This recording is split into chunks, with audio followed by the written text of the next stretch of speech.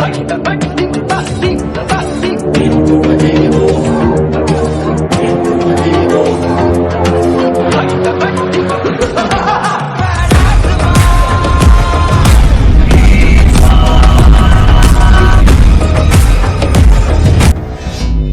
Hello, Chennai to Delhi நான் first டைமா ஃபிளைட்ல travel பண்றேன்.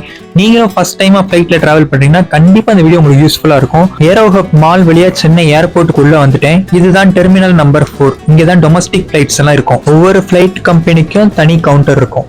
ஏர் இந்தியாவா இருந்தா அதுக்கு தனி கவுண்டர், இண்டிகோவா இருந்தா அதுக்கு தனி கவுண்டர்.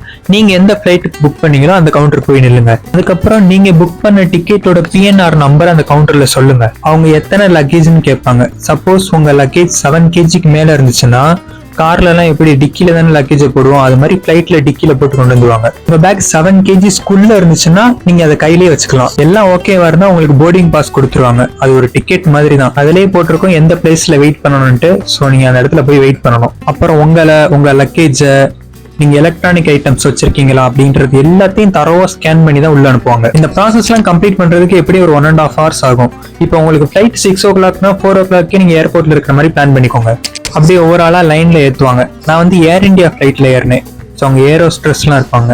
அவங்க போகும்போது உள்ள உடனே சிரிப்பாங்க. சிரிச்சுட்டு thank you for choosing air India, good morning sir அப்படின்பாங்க. அப்புறம் அங்க ஒரு செக்கிங்கை போட்டு உங்களுக்கு ஃபிளைட் பக்கத்துல இருந்துச்சுன்னா அப்படியே ஏத்திடுவாங்க. இல்லாட்டி உங்களை பஸ் பிடிச்சு ஃபிளைட் முன்னாடி கொண்டு போய் நிப்பாட்டுவாங்க. அப்புறம் சீட் பெல்ட் போட சொல்லுவாங்க. சப்போஸ் எமர்ஜென்சினா ஆக்சிஜன் மாஸ்க் எப்படி யூஸ் பண்றதுன்னு சொல்லுவாங்க. பேராஷூட் எங்க இருக்குன்னு சொல்லுவாங்க. இப்போ 6 மணிக்கு ஃபிளைட்னு வச்சுக்கோங்களேன். உங்களுக்கு 6 மணிக்கு ஃபிளைட் கரெக்டா ரன்வேக்கு வந்துடும். கரெக்டா 6 மணிக்கு பறக்க ஆரம்பிச்சிடும். ஃபிளைட் பறக்கிறது இருக்கு பாத்தீங்களா, ஜன்னல் வழியா பாக்குறது ரொம்ப அழகா இருக்கும்.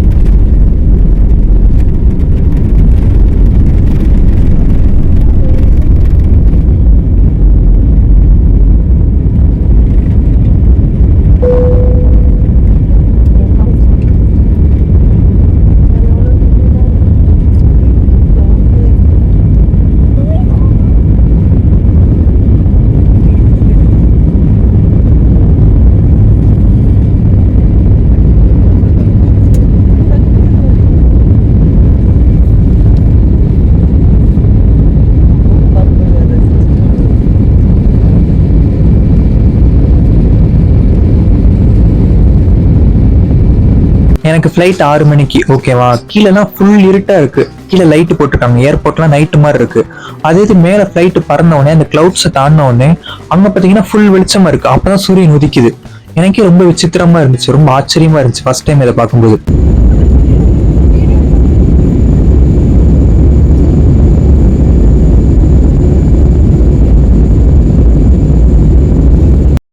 ஏர் இந்தியா ஃபிளைட்ல பிரேக்ஃபாஸ்ட் கொடுத்தான். ஆம்லேட்டு, பன்னு, ஜாமு, தண்ணி பாட்டில் எல்லாம் கொடுத்தான்.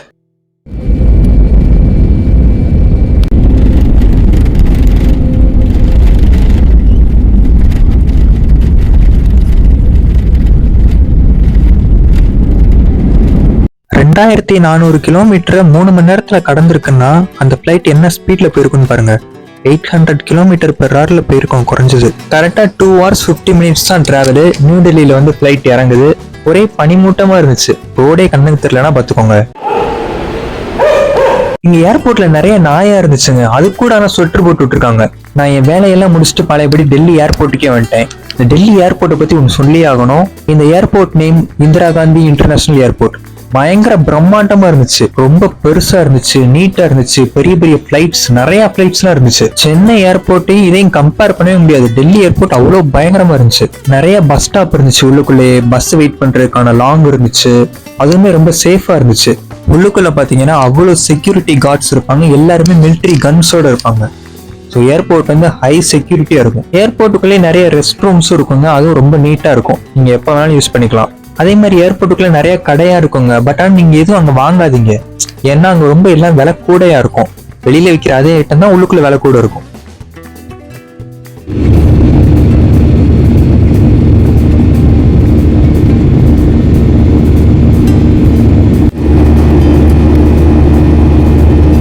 டெல்லியில இருந்து சென்னை ஏர்போர்ட் வந்து ஃபிளைட் லேண்ட் ஆகுது. அது பார்க்குறதுக்கு ரொம்ப அழகா இருந்துச்சு. ஸோ இந்த கிளிப்பிங்ஸ் எல்லாம் ஆட் பண்ணியிருக்கேன். நீங்களும் ஃபர்ஸ்ட் டைம் ஃப்ளைட்டில் போறீங்கன்னா கமெண்ட் பண்ணுங்க. ஏதாவது பாயிண்ட்ஸ் எல்லாம் மறந்துருந்தேன்னா அதையும் கமெண்ட்ல போடுங்க. பாய்.